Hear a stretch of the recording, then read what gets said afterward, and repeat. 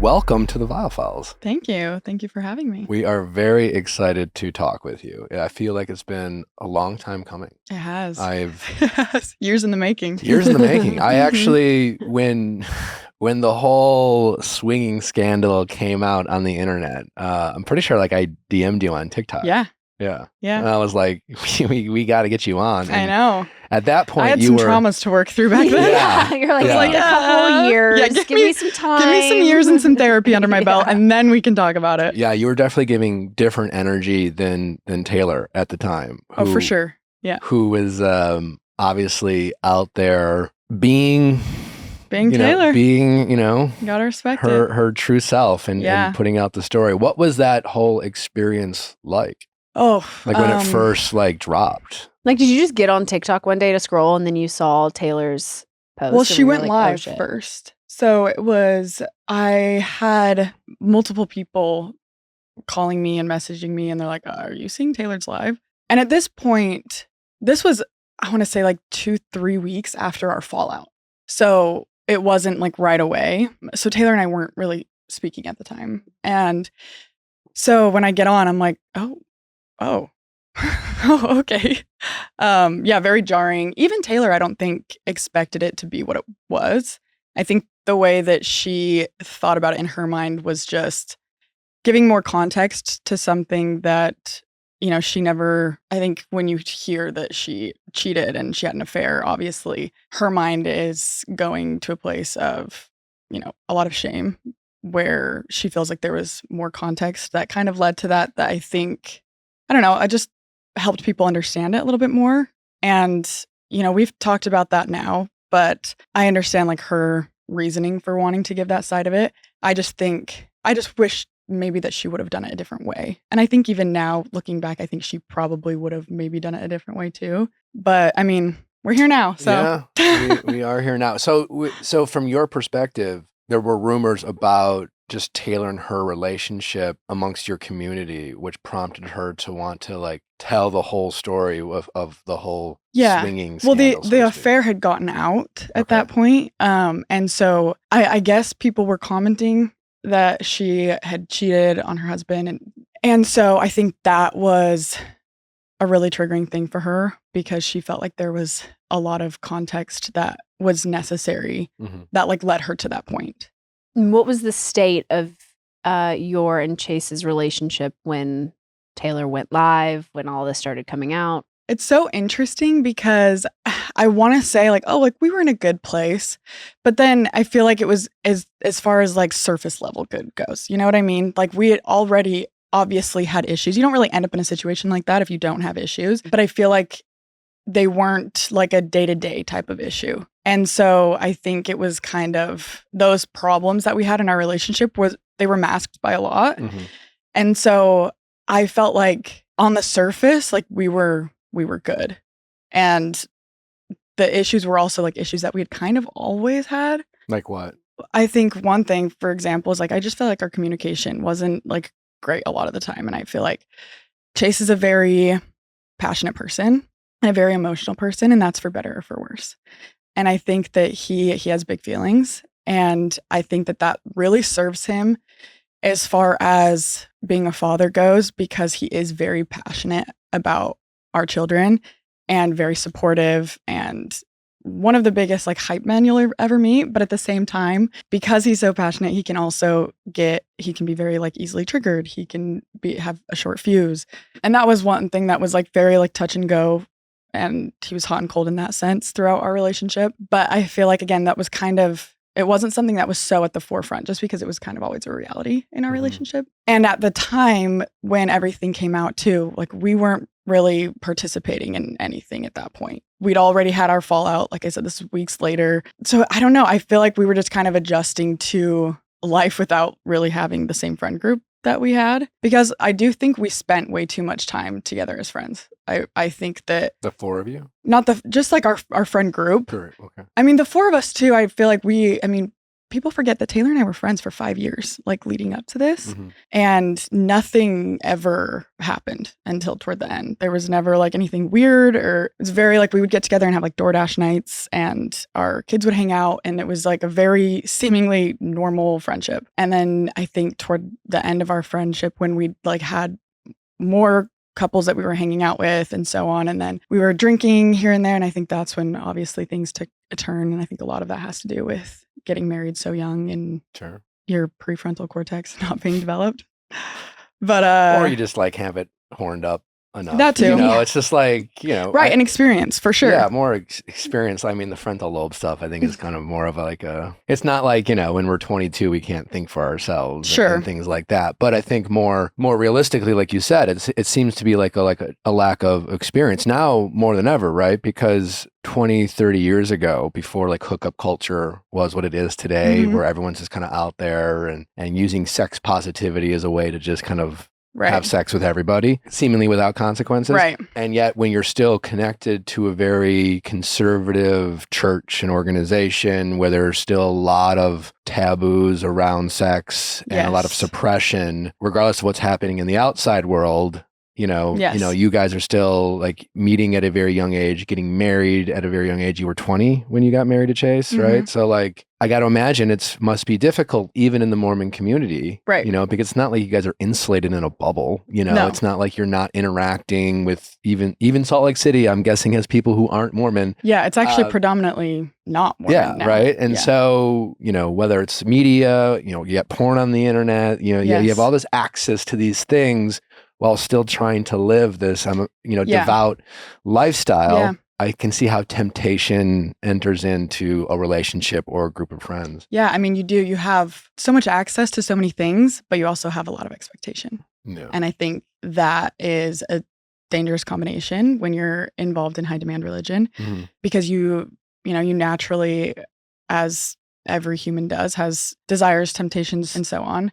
And then when you have a social and religious expectation, it makes for difficult circumstances for sure. I mean, we've heard Taylor's version a long time ago, but Mhm. from your point of view, how do these conversations unfold? Was it just more like we're all together having a DoorDash party and someone says, let's play spin the bottle when we're drunk, and then it kind of unravels from there? It was never like conversations that like led to this.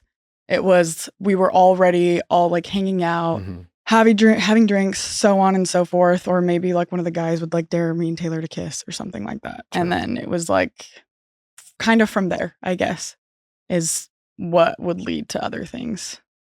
Okay. After the first time that happened, did you go home with Chase and kind of have a conversation with your husband at that point and be like, okay, what did we think of that? Was that fun for both of us? Was it weird for one of us? I know I've tried to remember this if we have. I know we had conversations about it, but I think there's a lot of people that think that there were so many instances where like that would happen. And that wasn't really the case, where there was, and there were other things that happened that like Chase and I weren't involved in. But as far as like him and I go, like there wasn't like these set up like swinging parties where everyone would get together and swing. Like that's not the way that it happened. No pineapples on different lawns. Right. No keys in a bowl. Yeah. Yeah, no. And in fact, it's funny because there's so many things that I've found out about like the swinging world that I'm like, wait, that's a thing. I didn't even know there were apps that people could use to swing. So I'm like, I don't know, maybe I make a bad swinger. But yeah, I think that there were definitely conversations that were had. I think for me, I was very, very firm with the things that maybe other couples had done, that like I was not interested in doing that. And that's something I told Taylor as well. Like the first time that anything further than kissing had happened with her and another couple, she came over and we were talking, and I told her, or she asked me, she's like, is that anything that you and Chase would ever be interested in doing? And I was like, I mean, I'll be honest, the only way I would be interested in doing that with any of the other couples is if the other husband was someone like Michael B. Jordan. And unfortunately, that's not the case. Yeah. So yeah, I mean, I feel like we did have conversations, but there wasn't really like a sit down of these are like strict lines, strict boundaries, because it wasn't like it was never like, this is like a world we're going to explore. It wasn't like, we want to be swingers. It was just kind of circumstances we were like, we got ourselves into, and then like things would happen. And then maybe like afterwards we're like, oh, like that was kind of weird. Is that something you regret not doing? Oh, for sure.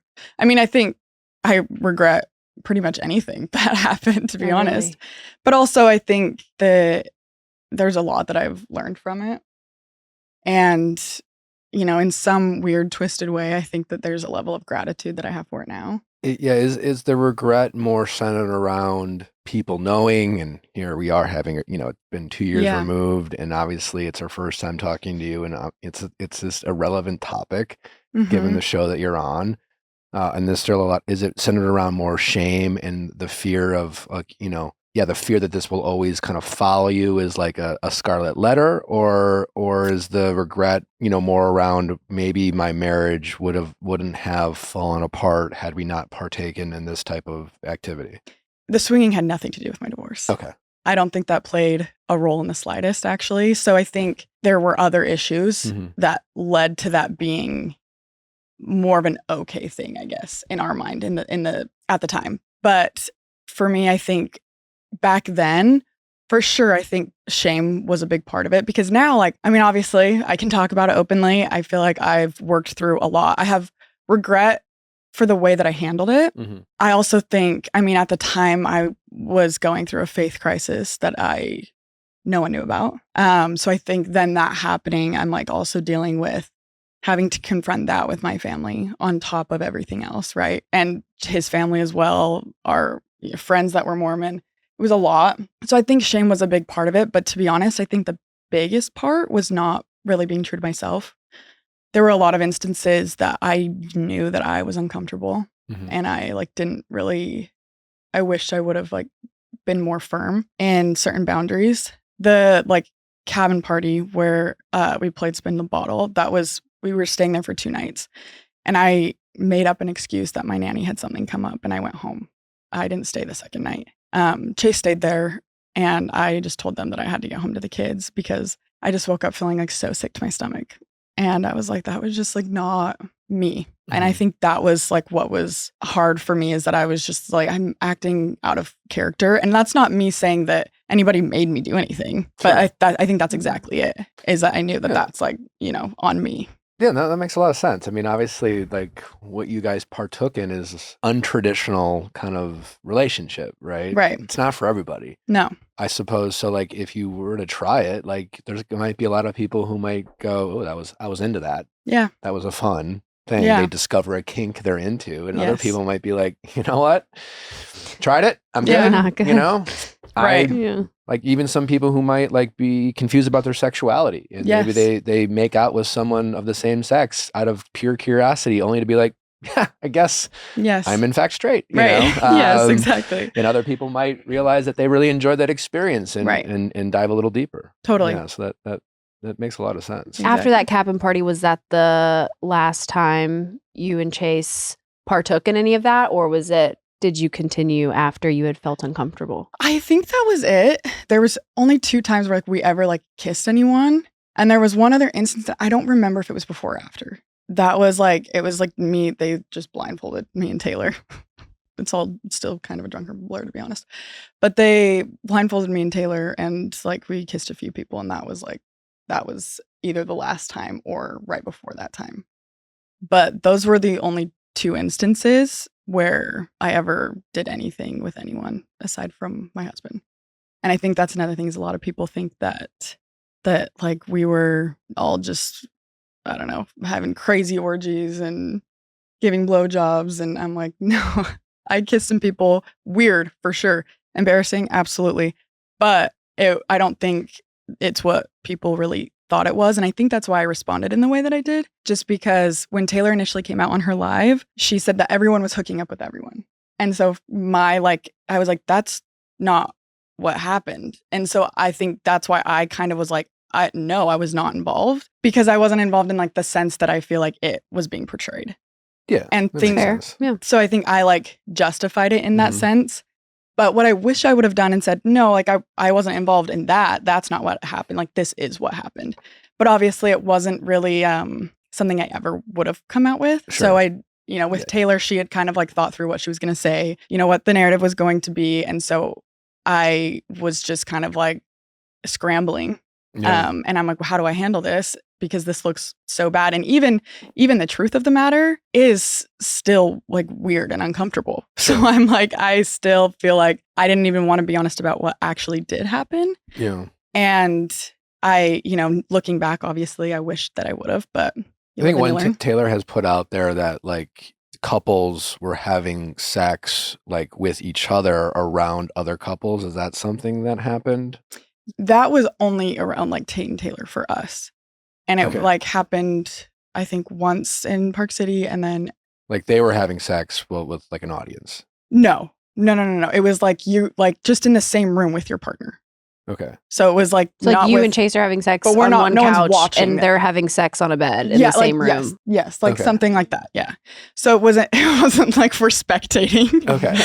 But like I guess in a way you guys could see each other if you wanted to. Yes. Okay. Yeah. Okay. Yeah. And again, I think like that, and that's another thing for sure, that it's like, oh yeah, like weird, but also like not hooking up with other people's partners. It seems like, Taylor, we've really enjoyed getting to know her and enjoyed interviewing with her and getting to watch the season. Like, it seems like Taylor is a very dynamic person who will say things. There's a lot of truth to what they're saying, but they're vague enough to allow people to run with theories. Yes. And I think that's exactly what happened. Yeah. Do you think that's intentional on Taylor's part, or do you think that's just a product of Taylor?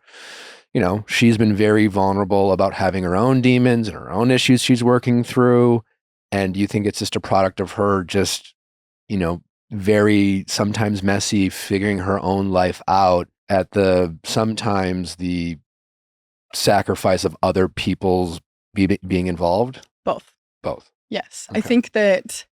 I do think that there is an aspect for Taylor where I think she genuinely, in some circumstances, does want to kind of like hide other people's identities for certain. And I'm not just speaking in this situation. I mean, like Taylor's great at a screen grab. Like she's great at getting people's attention and like, posting those clout videos that they get a lot of traction. She's great at that, great at marketing herself. And she knows what works.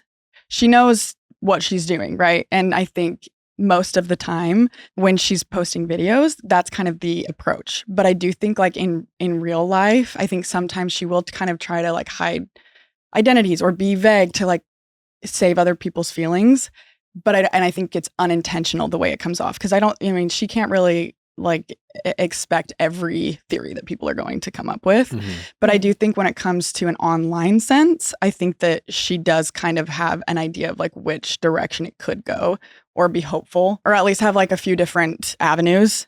And then, I think especially with the swinging thing, people ran with a ton of different avenues, like things that they didn't expect. I know with your podcast, there were some things that she said as well that like people were taking what she said and having theories. Like, can you remind me? Because that was such a long time ago. Yeah. I think with the way she spoke about what happened with her and the guy that she had an affair with, and obviously, like, I feel like I still don't know like all the details surrounding that, like the actual details surrounding that. And that wasn't Chase. No. Okay. No, that wasn't Chase. But like just some comments that she had made on that. I think a lot of people were assuming different things that I can't really speak on, obviously, whether it was true or not, because I wasn't there. Like, what were those things? Like the assault, like that people are running with. And I, obviously, if that's the case, like that is awful and like makes me sick. But I also am like, in her mind, she was like, oh, that wasn't what I was trying to say at all. She's like, I did not think that people would think that that's like what happened. She's like, that's not what I think happened. But again, like then you hear the story and you're like, oh, I could see why people would think that that's what happened. And so I think obviously that's nothing I would speak on just because I don't know. But I like the situations like that, for example, people can run with quite literally anything. But I do think Taylor is very good at posting online videos, knowing what works. And I think she can get a good read and a good feel for what people will kind of assume. Mm-hmm. And I think maybe there was a level to that with her live But I also think that there's a level to that she didn't expect it to become what it was. I cannot tell you how many times I have had River on the verge of falling asleep, and then my phone rings and I look down and it is a spam call, and it ruins everything. It ruins everything that I just worked so hard to do until Get Contact came into our life. Get Contact is an app that helps users identify unknown calls, block spam, and filter unwanted calls. It provides caller ID services by leveraging a global database of phone numbers. The app also includes features like fraud detection and messaging. Sorry, scammers, but you're not getting to me. The reality is that your cell phone number isn't as exclusive as you think it is, making it people who want to spam and send you unwanted calls and texts a reality of life these days. But not with Get Contact. They have caller identification, spam and fraud prevention, call reason display, secure messaging, and SMS. So if you want to make sure that you are filtering all those unwanted spam calls and texts so that you can prioritize whatever you want, whether it's putting your baby to sleep, enjoying quality time with your loved ones, staying present in meetings, all possible with Get Contact. Take control of your calls, block spam, identify unknown numbers, and stay connected securely. Get Contact is available now on the App Store and Google Play. Download today. That's Get Contact, available now on the App Store or Google Play. One thing we all know as parents is sleep comes at a premium. You're so concerned that your kid is getting a full night's rest that you miss out on it yourself. It's so easy to get into a cycle of sleepless nights, exhausted days, and feeling like you're falling behind everywhere else. And when you're in that cycle, you know you're not showing up as your best self at work, as a parent, or with friends and family. That's why we're so excited to share something that's made a real difference in our life. Beam's Dream Powder. Dream is a healthy nighttime blend packed with science-backed ingredients shown to improve sleep so you can wake up refreshed and ready to take on the day. Even better, Beam was created by a parent who knows firsthand how precious good sleep is. So you know that when they were making Beam, they were relating to you. When we found Dream, everything changed. We started sleeping through the night without tossing and turning and started waking up feeling energized, ready to tackle our day. No more grogginess. It really was a game changer. Dream is made with a powerful blend of all natural ingredients: reishi, magnesium, L-theanine, apigen, and melatonin. It's designed to help you fall asleep, stay asleep, and wake up feeling amazing. And unlike other sleep aids, there's no next day grogginess, just great, restful sleep. I can always tell a difference when I take Beam's Dream Powder versus when I don't. And in the mornings, I actually wake up feeling refreshed versus incredibly tired and groggy. And I'm like ready to take on River, who's a toddler and goes nonstop all the time. Beam has already improved over 17.5 million nights of sleep, helping people across the country wake up and feel their best. Here's the deal. Beam gives our listeners, parents or not, their best offer yet. Try their best-selling Dream Powder and get up to 40% off for a limited time. Go to shopbeam.com/VIALL and use code VIALL at checkout. That's shopbeam.com/VIALL and use code VIALL for up to 40% off by supporting Beam. You support this show and all of us fellow parents out there. Place your first order of Beam and start getting your best sleep tonight. Like you mentioned before, you and Taylor were friends for years before any of this. Yeah. And there clearly was a falling out. Mm-hmm. How did the falling out really happen from your perspective? And I guess, like how were you able to reconcile? Yeah. Or did you even reconcile before you decided to join the show? Oh, we didn't. Well, okay. This is what's hard is that Taylor and I, obviously, we live in the same area. Like we had kind of ran into each other here and there. And I thought we were like, okay. And then she posted a video about a podcast that I had done. I said something about how I wasn't going to do the show. What was it? It was something along the lines of how I wasn't going to do the show because of Taylor. But I said that it wasn't a right fit for my family at the time. And like what people didn't really know is like how bad my marriage was struggling at this point. I mean, had I done season 1, it would have been my divorce. And I think that would have been very difficult for myself and for my kids. And that was the biggest reason. But also to me, I'm like, I don't feel like it's a secret that like Taylor and I weren't good. And there was still a lot of hurt there. So it didn't make sense for me to put myself in a position at the time where I just didn't know if I could really do that. So you were offered the opportunity to join the first season? Oh, yeah. From the beginning, I mean, they had approached Camille and I and Taylor. Okay. And we had plenty of calls about it. I think another thing that people think is that it was like when I had said, oh, like maybe I'll consider it if Taylor's not on. The reason I said that was because this was during like the arrest where they didn't know if she could be on or not. But it was never like pick me or Taylor. Like obviously Taylor's the obvious choice. I'm like, I am like self-aware enough to know that. And she makes great TV. So it was never that. It was like, oh, if Taylor's not, then maybe I'll consider it. But even if you did at the time, wouldn't it be understandable if you were not wanting to be around Taylor? Like, Right. And that's exactly it, is that I'm like, I haven't tried to hide that. Yeah. Like I feel like I've been pretty forthcoming about the fact that I'm like, we weren't good. I don't think a lot of people want to be around people that maybe make them feel like uncomfortable or so on.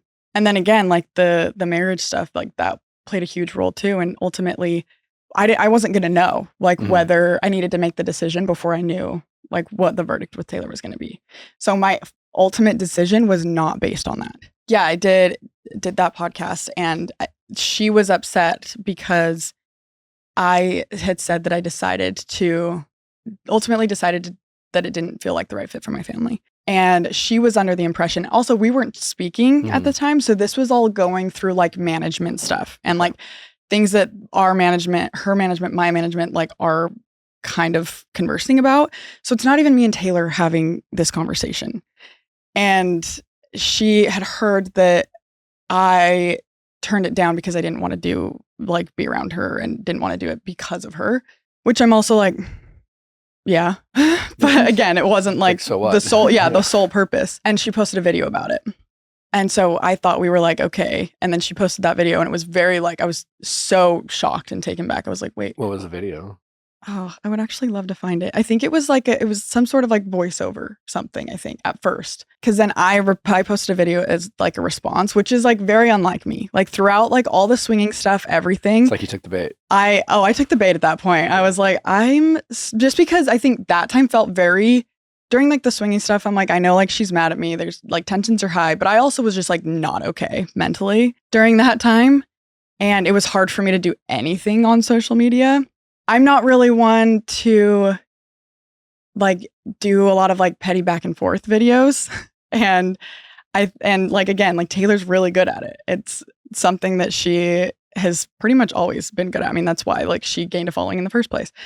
But that was, I think, the first time where I'd ever like responded to any of the videos that Taylor had really posted, just because it felt like so unwarranted to me, because I like genuinely did not think that I was like saying anything offensive or hurtful. Like that was not my intention.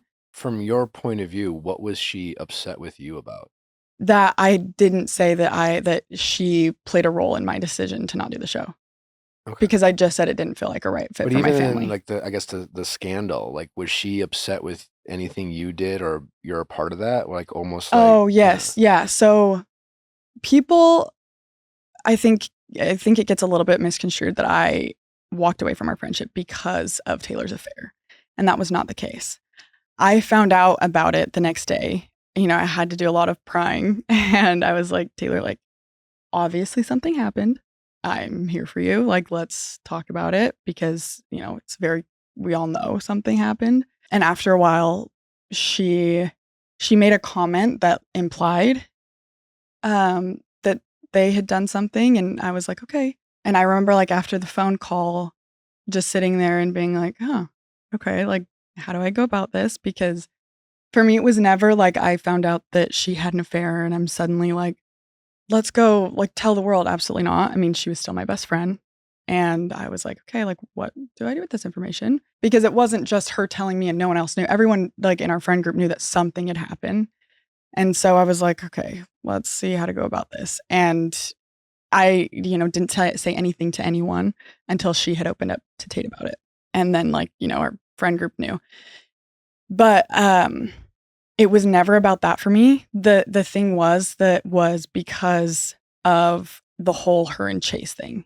And it wasn't even as much the information as it was her lying to me about it. And that's what was hurtful because I get a call I actually posted a family picture and posted some family pictures. I get a call from Camille and Camille was like, hey, because Taylor had told one of our other friends that Chase had said that he had feelings for her or something like that at the gym.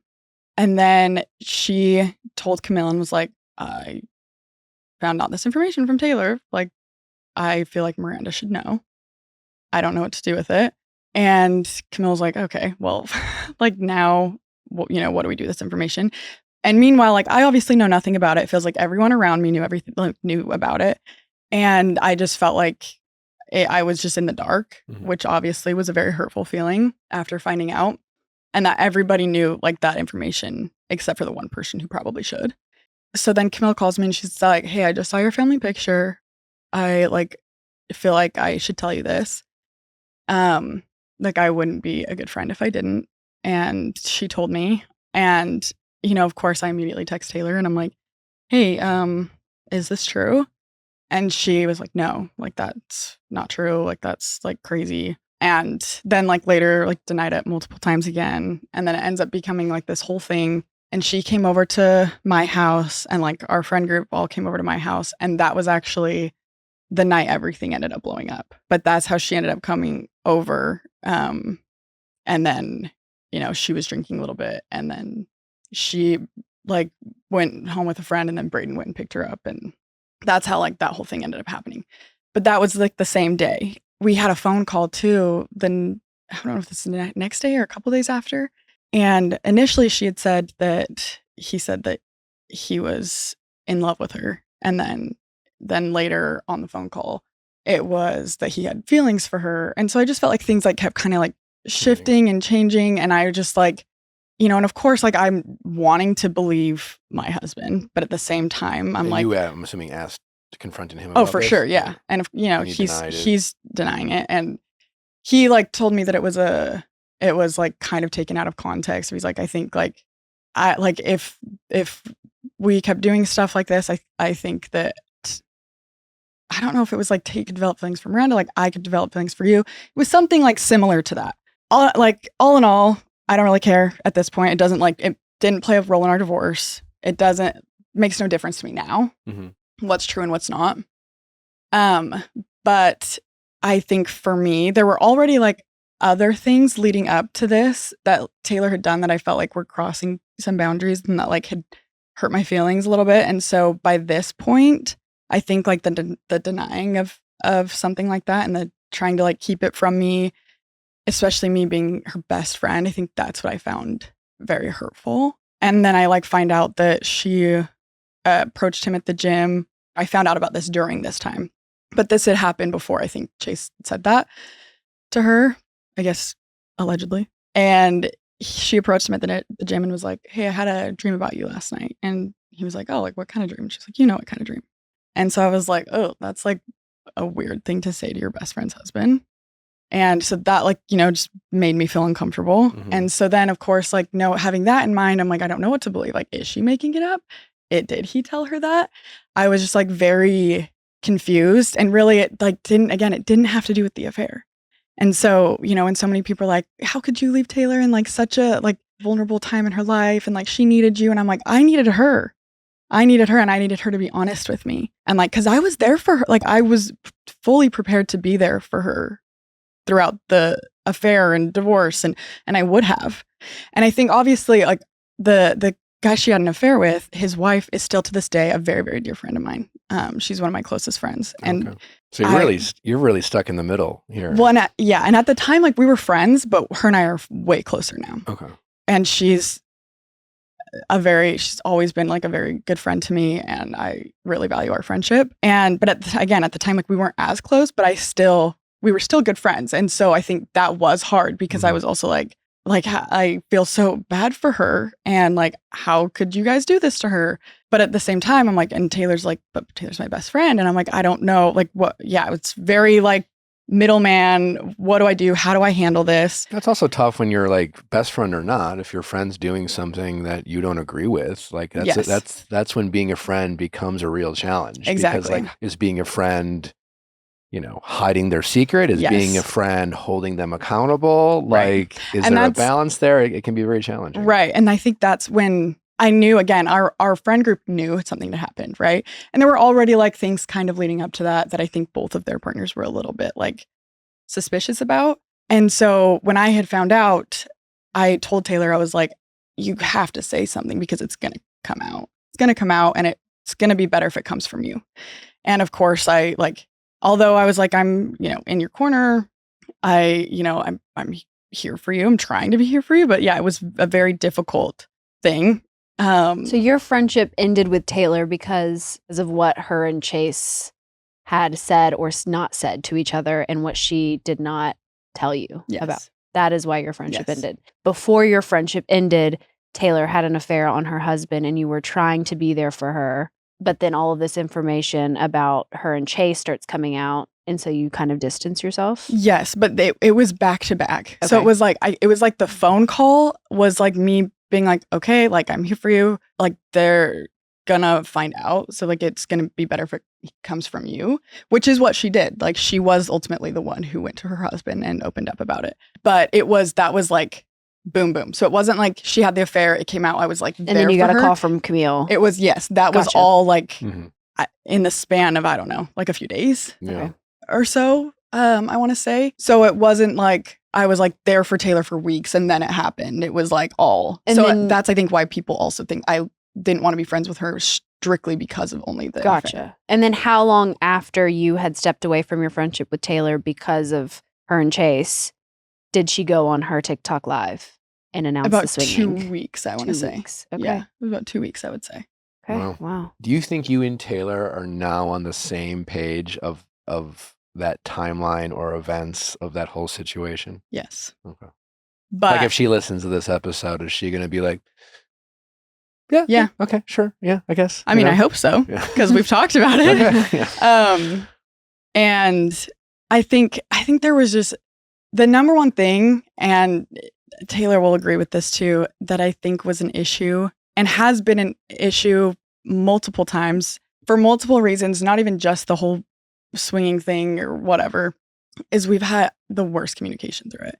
Taylor and I we never had hiccups. We never had like in our friendship, like we really were always like so solid. And it was toward the end, like there were some things that kind of made me go, oh, like I don't want that, or like that's, that like isn't a great feeling, or things like that. And then I think those things compiled with her being dishonest about the Chase thing, it just was a lot at that point. But leading up to that, like it was pretty smooth sailing.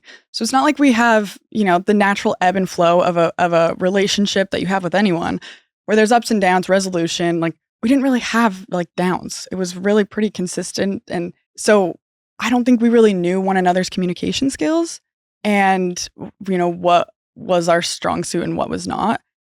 And so I think we found that for her, when she, gets triggered in that sense, like she's very, very vocal and, takes it head on. I'm the type of person where, unfortunately, I'm kind of like, you know what, like, all right, let's cut it. I'm done. Like, I don't even care to talk about it. And I think both come with faults. And I think that throughout filming and talking about our fallout, I think we've recognized that really like communication, or a lack thereof, I guess, our communication was just not what it should have been. Mm-hmm. And there are so many things that I've opened up now about that she's like, oh, I had no idea that you felt that way. And I'm like, yeah, well, that's probably because I didn't bring it up and I should have. And so I think that was our biggest downfall. And I think people will see that like throughout the filming process regarding like multiple things. Mm-hmm. Do you think you'll ever get back to the state of friendship you were at before the swinging, before all of this stuff has happened? I don't know because, I mean, we're also in a way different phase of life. I mean, if you would have told me and Taylor back when we were at our closest that we would both be single moms and divorced in a matter of years, we probably would have been just so mind blown. Yeah, our lives are both so different now. Different from each other's, or different from what it was? What it was. Yes. Okay. Because I think we have a lot to relate to on now. Mm-hmm. And I think that it's hard to prioritize friendships in the season that we're in of life right now. And, people will see that on the show as well. When you're struggling with anything mentally, and then you throw motherhood into that, and then you're, a single mom and a working mom, and there's a lot. And so I think that it's difficult to prioritize those friendships all the time, where I feel like when we first started Mom Talk, it was kind of like just what we did because, we were stay-at-home moms and we were kind of growing a platform, but like we were stay-at-home moms. And that's just not our reality really anymore. And it's, it's great, but I think that things are just so different. And I think right now we're just kind of taking it one day at a time. And I'm just grateful that we are able to like joke about it now and laugh about it and be around each other and not have it be triggering for either one of us, really. If you're running a business, you know that every time you missed a call, you are leaving money on the table. When every customer conversation matters, you need a phone system that keeps up and helps you stay connected 24/7. That's why you need OpenPhone. OpenPhone is the #1 business phone system that streamlines and scales your customer communications. It works through an app on your phone or computer, so no more carrying 2 phones or using a landline. With OpenPhone, your team can share one number and collaborate on customer calls and texts like a shared inbox. That way, any teammate can pick up right where the last person left off, keeping response times faster than ever. Plus, with AI-powered call transcripts and summaries, you'll be able to automate follow-ups, ensuring you'll never miss a customer interaction again. So whether you're a one-person operation, drowning in calls and texts, or have a large team that needs better collaboration tools, OpenPhone is a no-brainer. See why over 50,000 businesses trust OpenPhone to manage their business calls and texts. OpenPhone is offering my listeners 20% off your first 6 months at openphone.com/VIALL. It is OPENPHONE.com/VIALL. And if you have existing numbers with another service, OpenPhone will port them over at no extra charge. OpenPhone, no missed calls, no missed customers. Tonal, hey, life gets busy. You know, I do not have time to pack a gym bag, go to the gym, go into the check into the locker room, unpack my bag, Mainly get dressed. because he cares about our family. And since we have Tonal, he's able to stay at home and do a workout with River right next to him. It's so cute. It's so fun. Can't wait till the lake house is done. There will absolutely be a tonal gym in there so I can still work on this sexy dad bod while at the lake. What I love about it's kind of an all-in-one gym. First of all, it takes up almost no space. We know how aesthetically pleasing weights can not be in your house. There's just no good place for like metal sitting around your house. But with the tonal gym, it's sleek. It goes up against the wall. It looks like it has a purpose. And you can do a full body workout with top-notch instructors. Tonal provides the convenience of a full gym and the guidance of a personal trainer anytime at home with one sleek system. Designed to reduce your mental load, Tonal is the ultimate strength training system, helping you focus less on workout planning and more on getting results. No more second-guessing your form, which is the best part. Tonal gives you real-time coaching cues to dial in your form and help you lift safely and effectively. After a quick assessment, Tonal sets the optimal weight for every move and adjusts in 1 pound increments as you get stronger, so you're always challenged. Tonal lets you choose from a variety of expert-led workouts from strength to aero hit to yoga and mobility to keep you coming back for more. Honestly, this is a great Father's Day gift if any of you want to like treat your man, treat your husband. For a limited time, go to tonal.com to get $500 off your Tonal purchase plus a free 4-year warranty. That's Tonal, TONAL.com for $500 off plus a free 4-year warranty. Tonal.com. So now we are embarking on season 2, Mhm. and you are now a part of this cast. Yeah. What happened, and what were what was the timeline for you to not be a part of season 1 and then decide to join? Did you make first content and say, "Hey, I kind of want to be part of season 2," or did you get a phone call from someone saying, "Hey, are you sure you don't want to be a part of season 2?" I got a phone call. Okay. Yeah, a few days after season 1 aired, seeing if I had changed my mind. And at this point, I'm divorced now. And I was like, I don't know. And I would say obviously like the decision-making process because of that was easier. But I mean, I signed my contract the day before we started filming.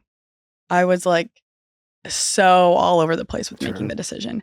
And a lot of that I think really had to do with my family. Mhm. My family is still very religious, and although they've been like very supportive, it's still, you know, a lot for them. And I think that they've seen me go through a lot over the last few years. And I think that they were just, you know, rightfully concerned for me and my mental health. And I think that, you know, the church, that's something that they hold very near and dear to their heart. And even though I've kind of stepped away from that, it's something that I still try to be respectful of, you know, for their sake and for other loved ones. But yeah, I think it was definitely a difficult decision to make. But I couldn't really deny this time around that like last time I kept trying to make the idea work in my head, and then my gut was telling me something else. Mhm. And I felt like it was kind of flip-flopped this time around. And every time I like thought about it, I'm like, it probably just isn't the right. Like I'm sure not like anything great really mentally and like for my kids could really come from it. But I kept feeling otherwise. And so I'm like, you know what? if I've got to eat my words, I'll eat my words. And so then I was like, let's do it. Was part of it, I mean, there must have been a part of you that saw how big the show became and how successful it was.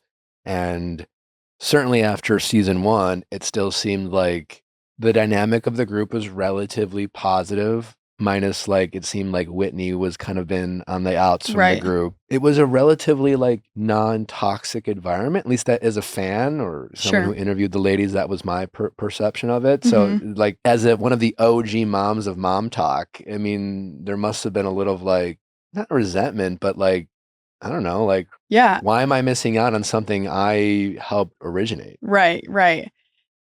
I mean, there was for sure a level of it where I'm like, I've gone through a lot of trauma. I might as well get paid for it. Like when people are like, you're only back for the money. I'm like, I'm not back for free. Like I'm not doing this for charity. Yeah. But at the same time, like I also, because of the whole swinging scandal and the state of my mental health back then, you kind of recognize like what's worth it and what's not, right? Sure. Like I talk about this a lot throughout the filming process, but I feel like the first, I don't know, 8 months, almost like a year of my daughter's life is kind of a blur. And like, sorry.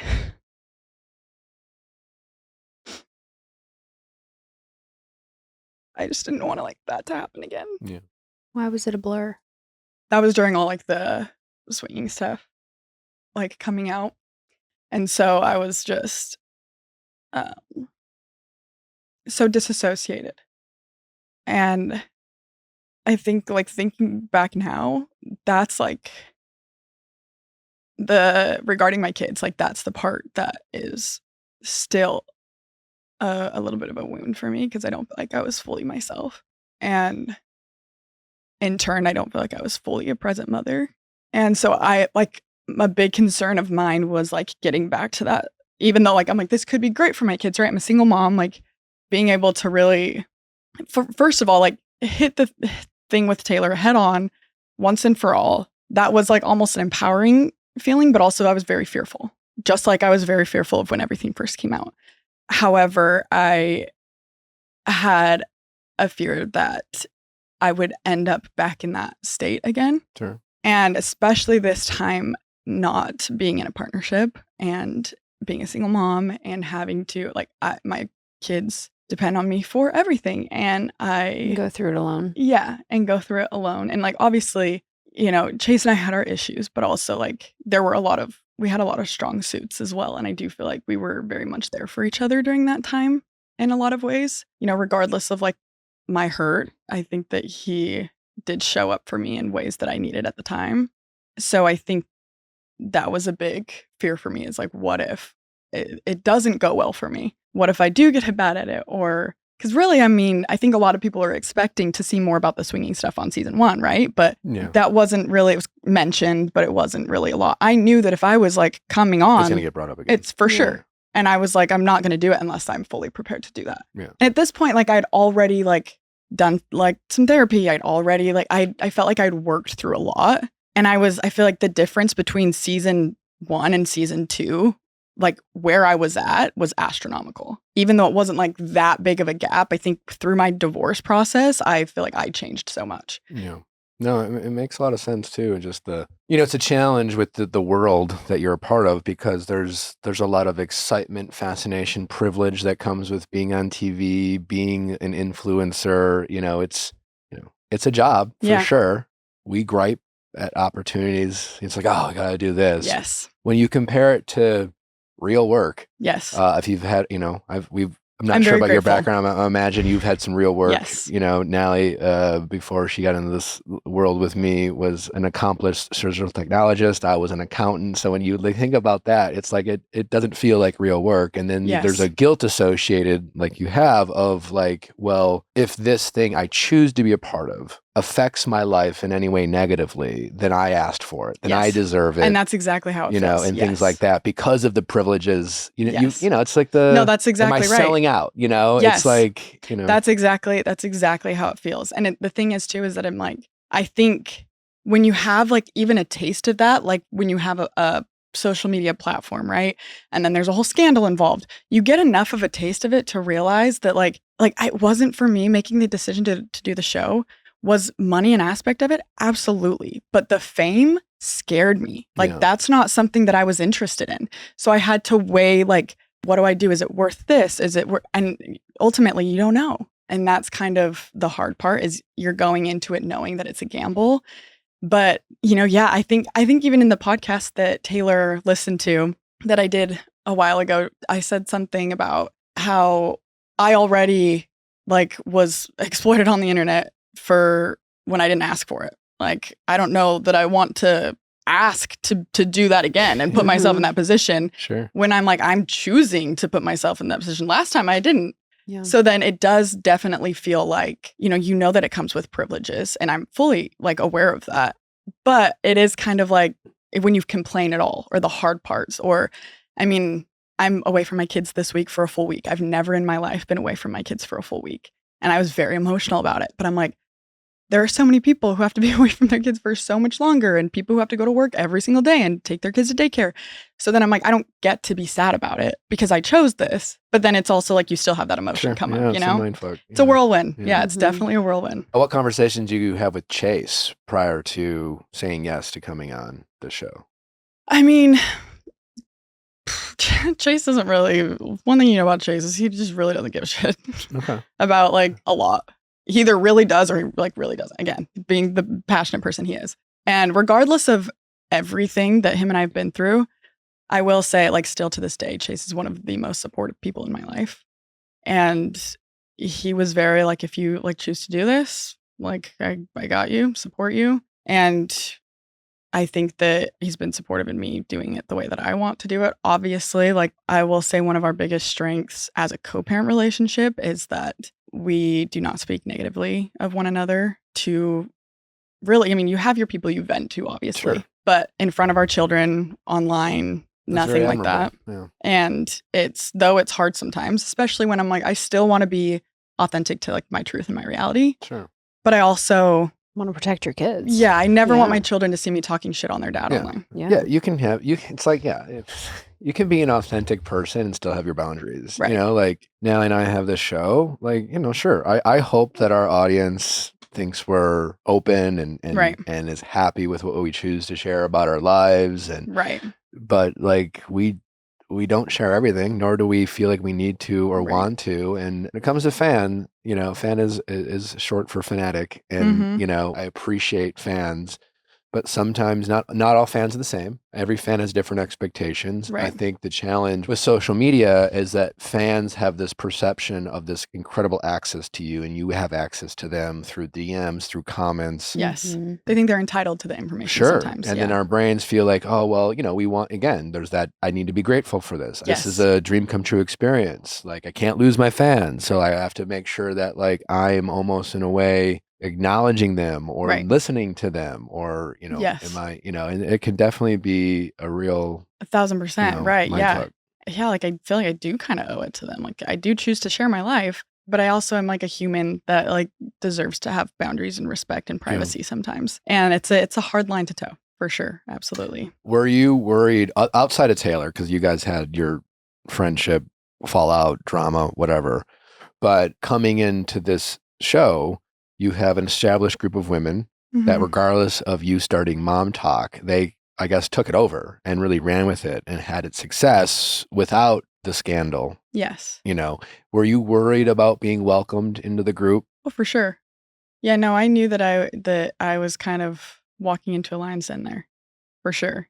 And again, weighing the pros and cons, you kind of, what you're getting yourself into. And I think when it came to filming, I kind of just went into it thinking, I'm just going to expect the worst. And that way I'm pleasantly surprised if anything better happens. So that's kind of the approach I took. Were there any women in particular that you felt more judgment from or criticism from than others? Yeah, Michaela, for sure. Okay.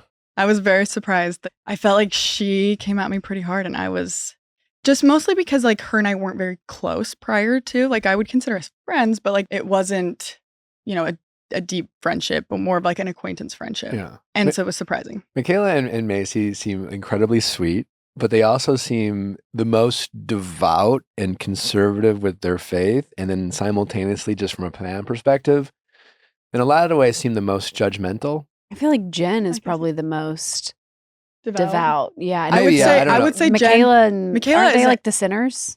Michaela left the church. She's Yeah, actually not Mormon She's anymore. not even okay. No. Macy is. I would say Macy and Jen are the most devout. I would say Whitney would be number 3 to me. Okay, but like, yeah, Michaela does seem. But I can see she why can you would hold a think grudge. that. Yes, she can. seems like She can. And sometimes it's shocking because Michaela is very like quiet and demure. very quiet, yeah. very poised, Yeah. and then sometimes like she'll speak and you're like, oh, okay. And she'll be like, yeah, very gentle, and she'll be like, fuck that bitch, you know, like. Yes, that's like, exactly okay, yeah. like, That's exactly her. And like it's funny. Like I honestly think it's funny. And I think looking back and knowing Michaela as well as I do now too, I think that that's something that like makes me laugh because that is how she is. And that's why I was so jarred Mhm. because I didn't know her well enough to know kind of like her persona versus like her actual like personality. And now that I like understand her more, I laugh about it. But yeah, she was surprising. The Okay. girls are fighting on social media. I'm sure you have seen Yes. or been following, but seems like Jesse and Demi, who season 1 seemed like The closest, one of thick the as closest thieves. friends, Yeah, just absolute best friends. I think Demi said that Jesse has her blocked. They're fighting in the comments. Where do you stand in this?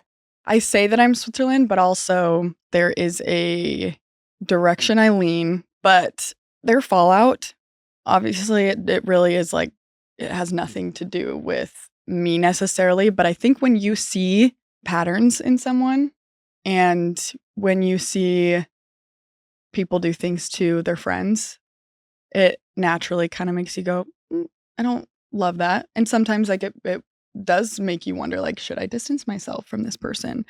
I don't know if, if they can do that to a friend, then who's to say that they can't do it to me?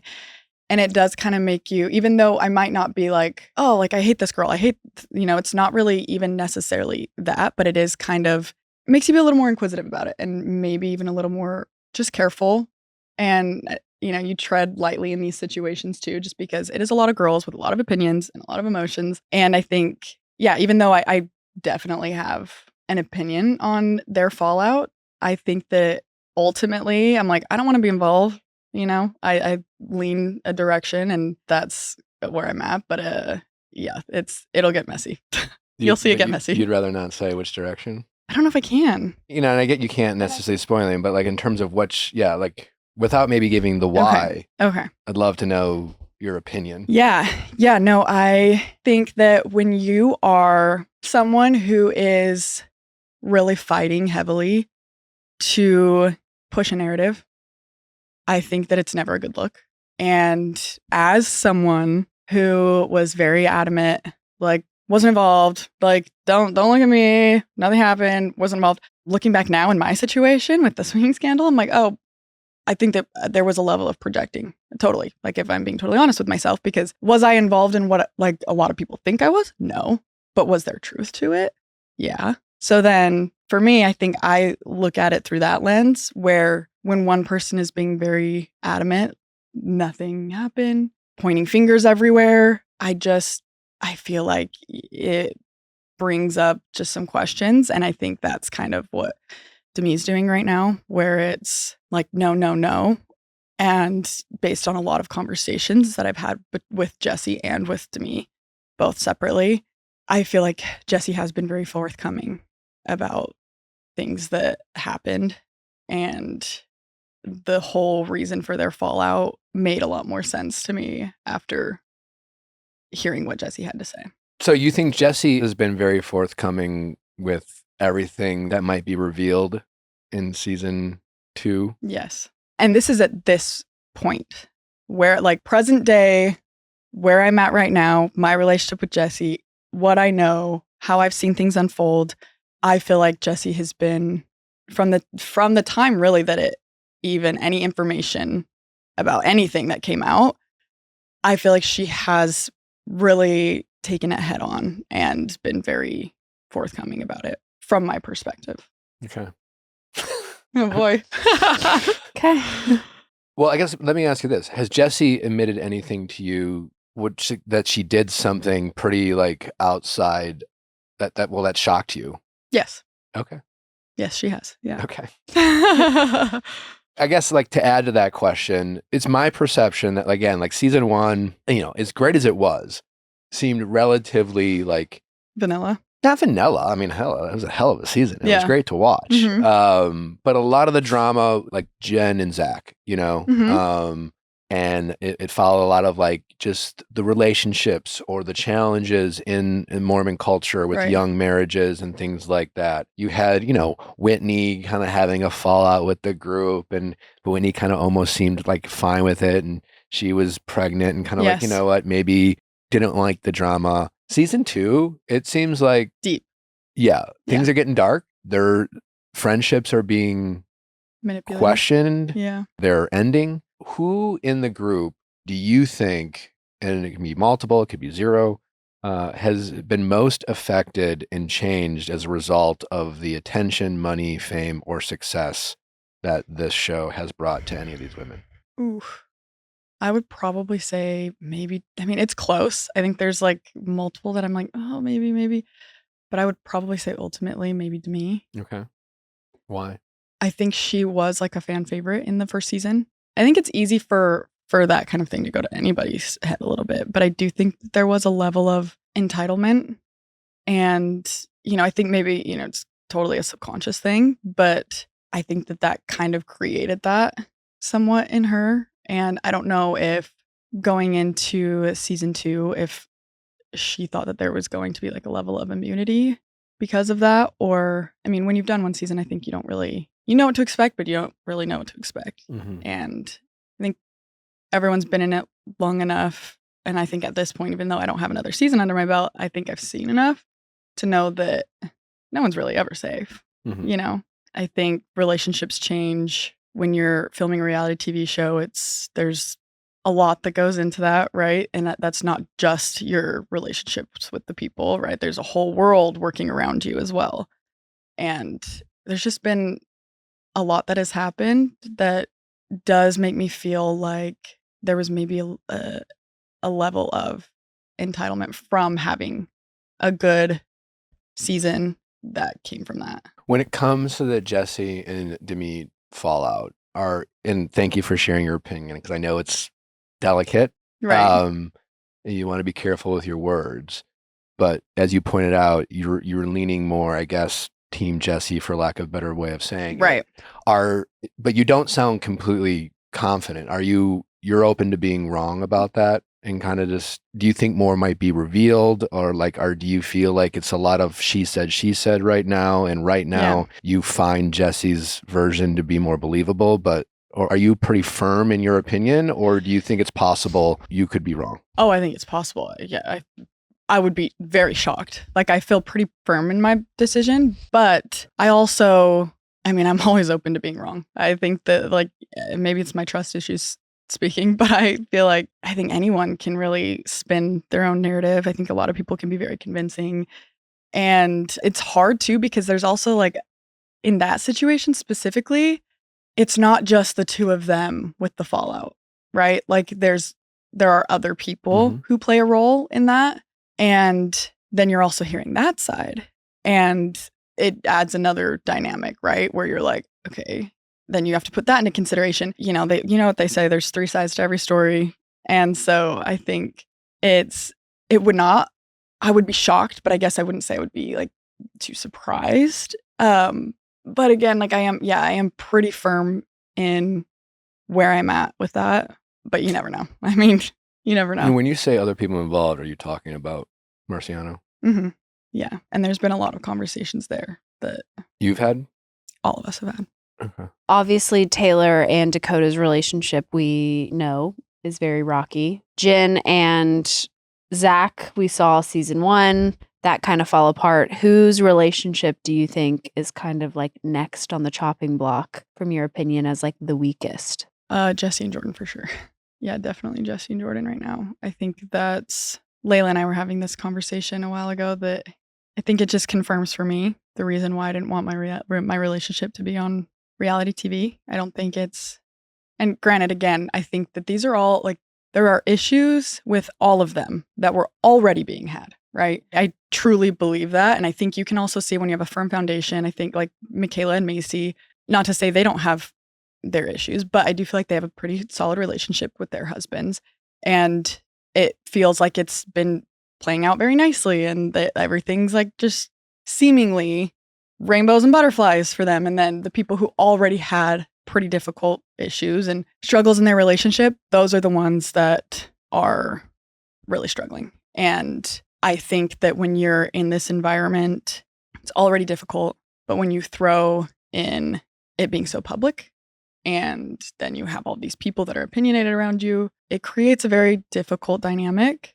And I think that for me, I don't know that I could like be married and be in this situation. I mean, I think it would be a very difficult thing to try. And even with like a solid foundation, I mean, it's hard. I think it would be really hard. And I commend them for trying, but I also am like, it's enough like as a mom to have to like deal with it all. But then a relationship on top of it, I think it's a lot.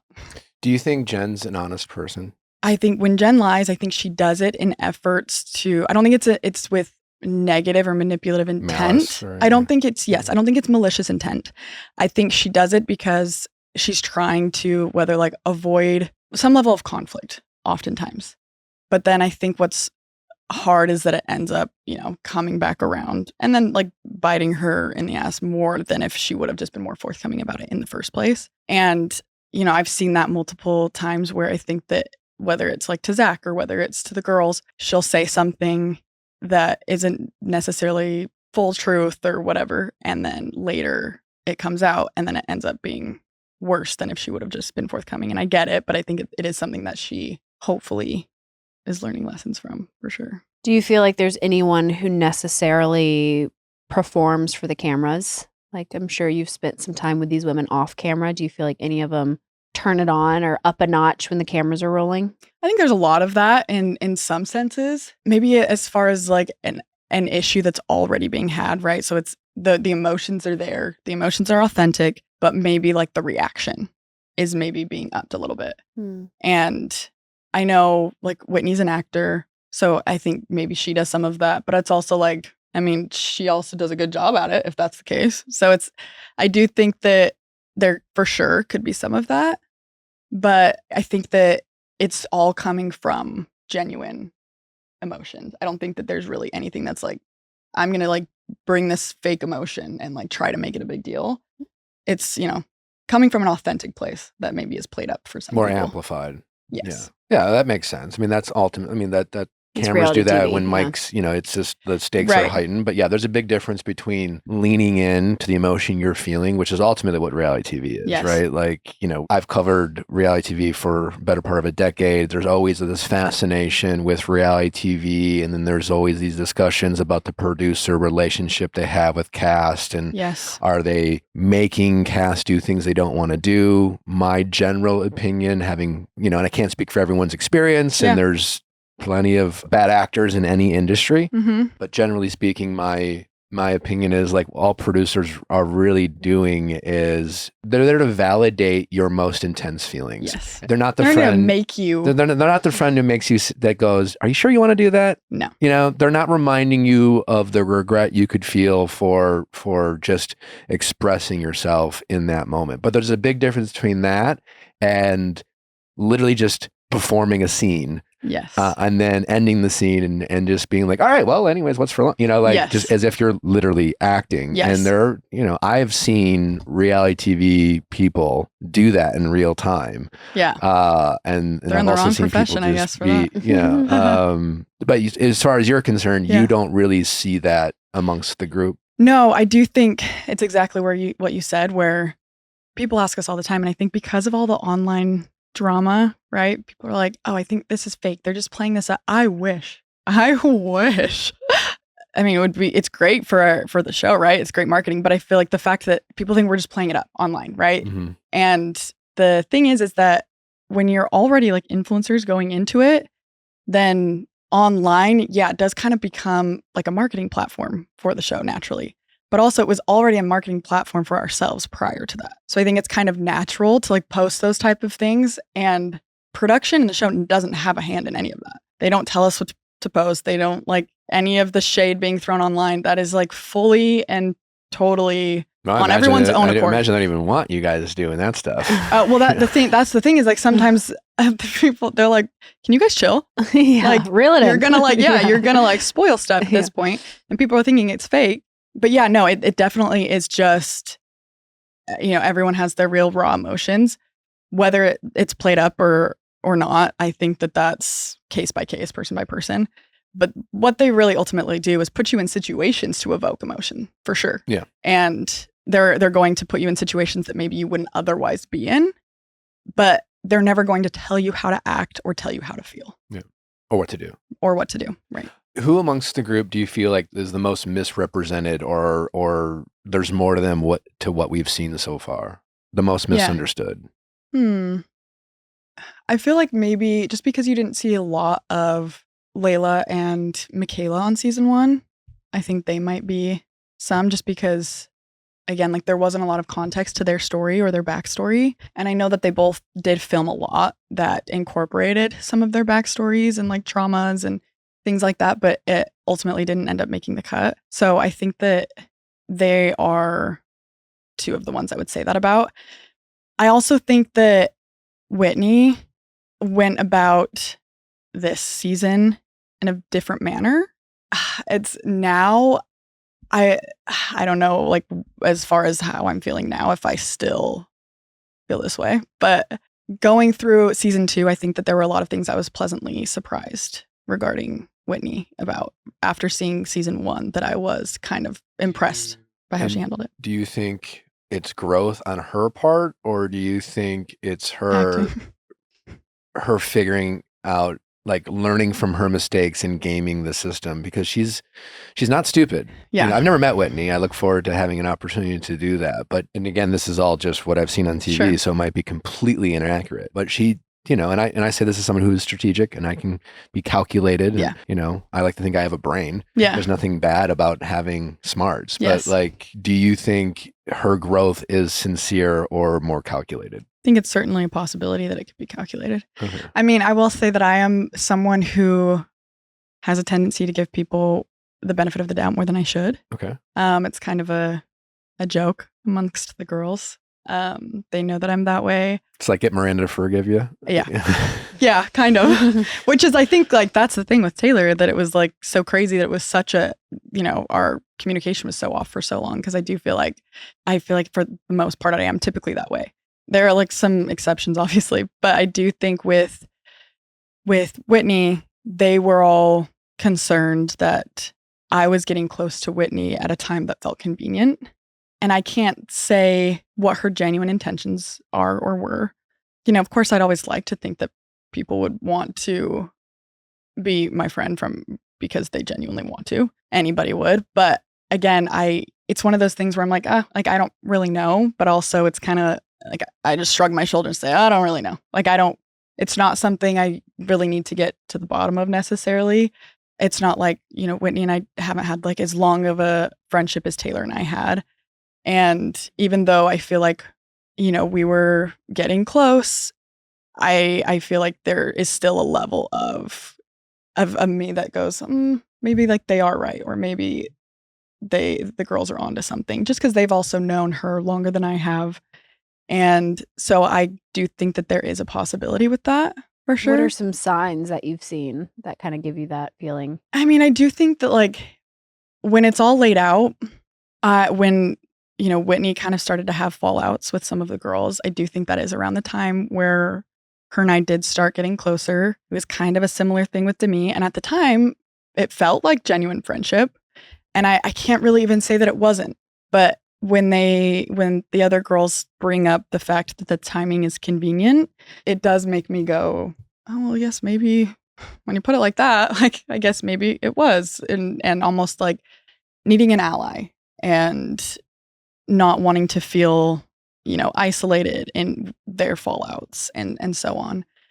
And so I just, I think that's why I say with the Demi versus Jesse thing, I'm like, I think anything could be a possibility. I mean, you never really know, but it's also like I don't really feel a need to try to like dissect it and really figure it out, because I'm like, what's that really going to prove? And also, are they ever going to admit it?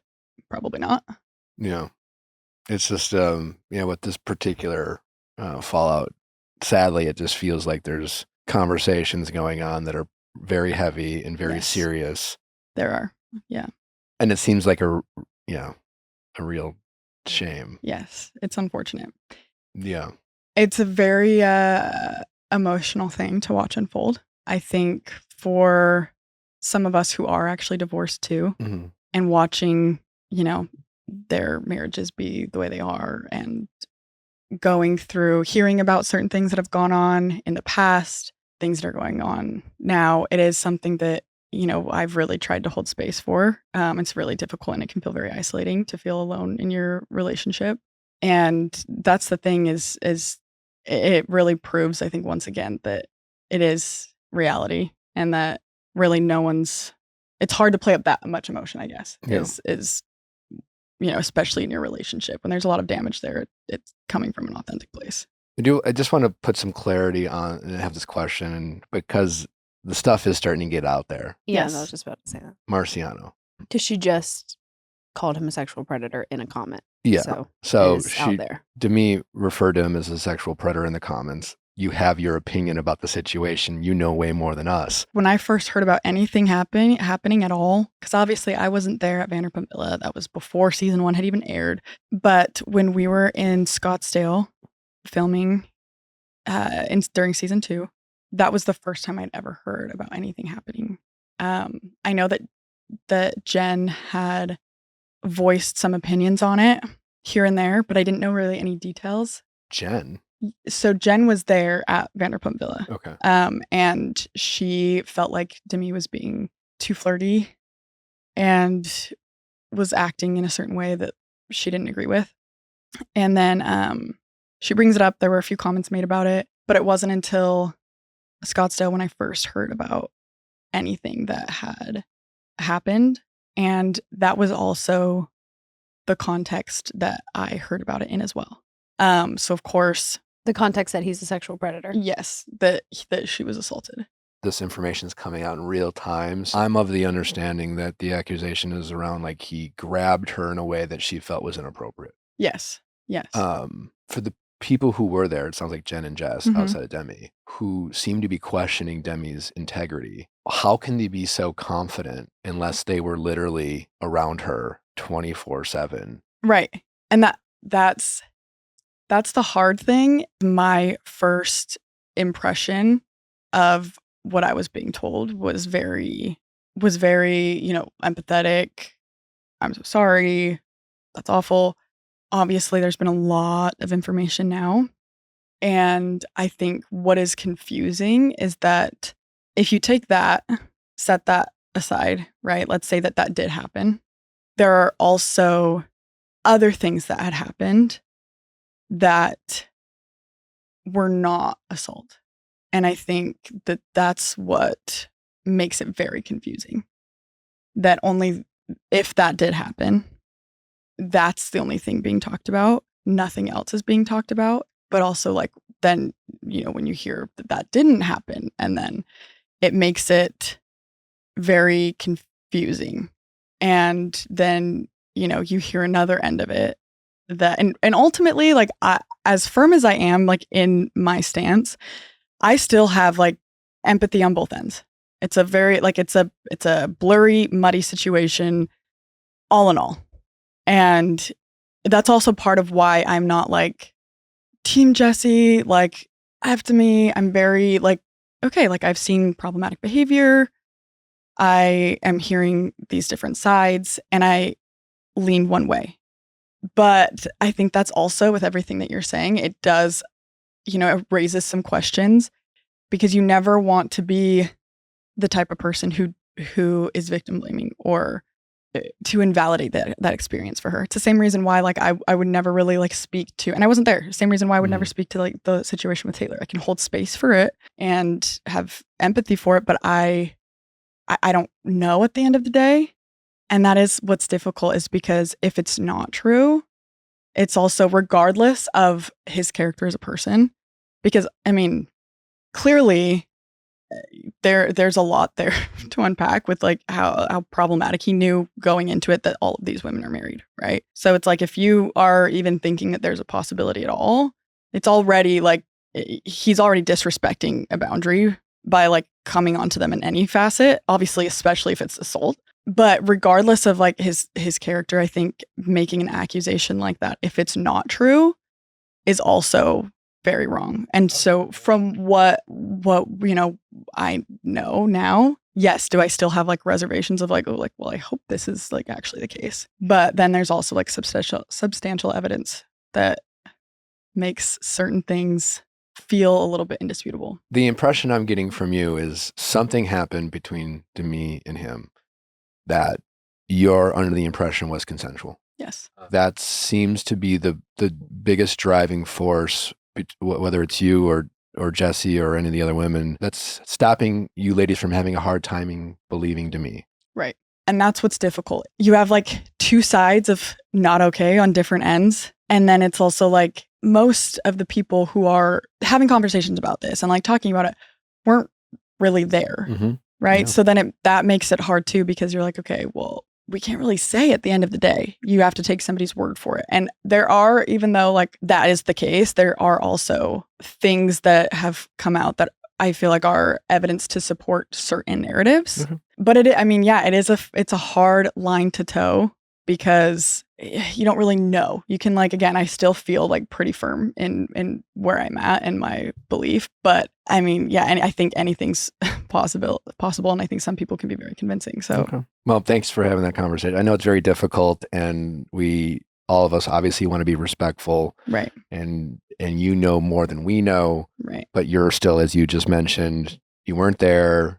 You're heavily involved because you're friends with these women. So I appreciate you trying to delicately have this conversation. I know it's not easy. So thank you for trying to have it with us. I know it makes it a little hard when there's still so much unfolding, but a lot of this stuff we're talking about right now is, for all we know, there's more fighting in the comments as we speak. Oh yeah. Mm-hmm. And this stuff was playing out this morning before we sat down and recorded. And by the time this episode comes out, which will be a few weeks from now, right, who knows where we will stand with the information that is out there and what we're even talking about. So yes, just for those listening, it's a lot to unpack. Before we let you go, is anything you want to share? Or, I mean, you've been so open. It's been great getting to know you. We're excited to see you join this cast. I speak for myself when I say that, but just any final thoughts before, the world gets to see you and the rest of these ladies tomorrow on season 2 of Secret Lives of Mormon Wives? I know it'll be crazy. Yeah, I mean, I'm just grateful for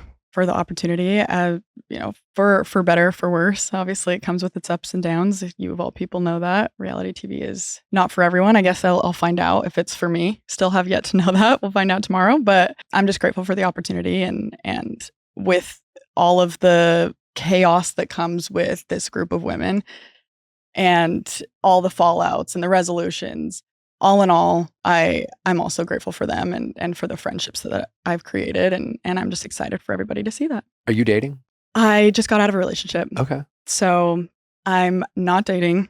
I'm just Single mom in it. Just soaking up my time with my kids, and that's it. There's a lot of, I think, fear when it comes to specifically women, who are leaving relationships to enter in the dating world as a single mom. Yeah. What have you learned, and what can you offer to any women out there who are in your position, who are considering being in your position, or just starting to be in your position? Yeah. We've heard all the fears.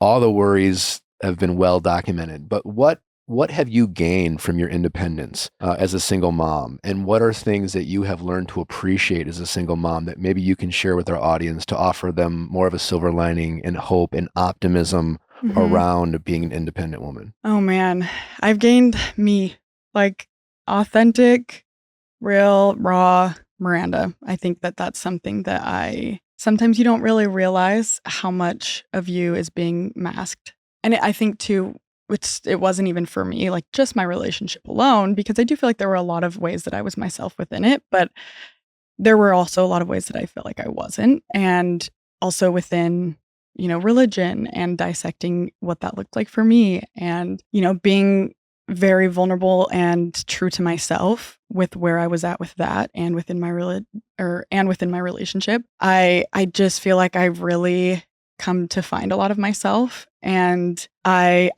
started dating pretty quickly, I think too quickly, which is why I think, ultimately it ended. I think I just needed time to just be. And I think that's exactly what every single mom, or even if somebody is considering it, to do, is to take that time and find yourself and to enjoy your own company and to just soak up your time with just your children and just love like the alone time. I think it's hard when you're, I was in a relationship for 7 years, and I think that coming out of it, I realized like I love living alone. Like I love my alone time, and I liked it before, but I feel like I really love it now, and I realize how much I value it. But it's because I like myself.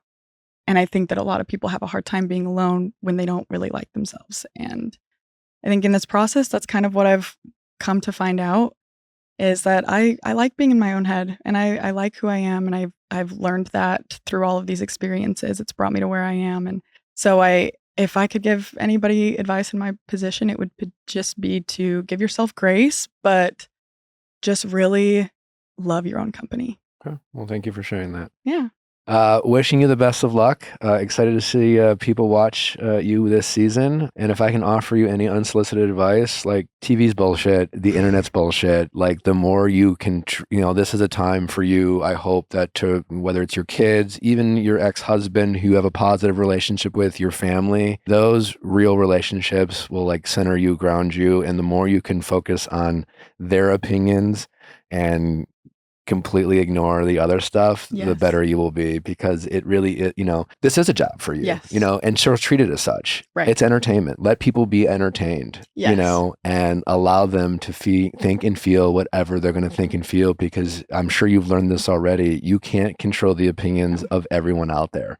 So you might as well just like focus on what's in front of you and what matters. And if you can do that, I think you'll be glad that you did. Oh yeah, you learn to compartmentalize pretty well. I mean, I take my mic off at the end of the day, hand it in. I'm like, all right, clocked out. See you guys next time. Beautiful. It's hard, but it's a process.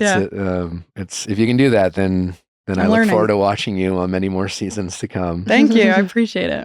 Thank you guys for listening.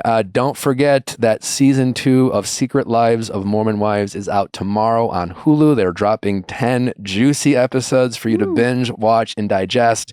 And we will be covering it the whole way through.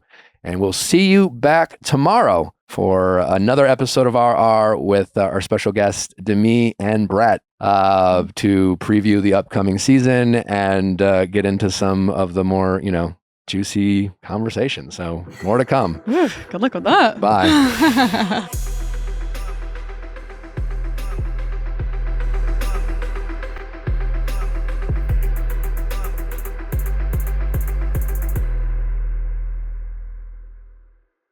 Hey guys, if you loved what you listened to, make sure you hit that subscribe button below. Thanks for listening. We'll see you next time.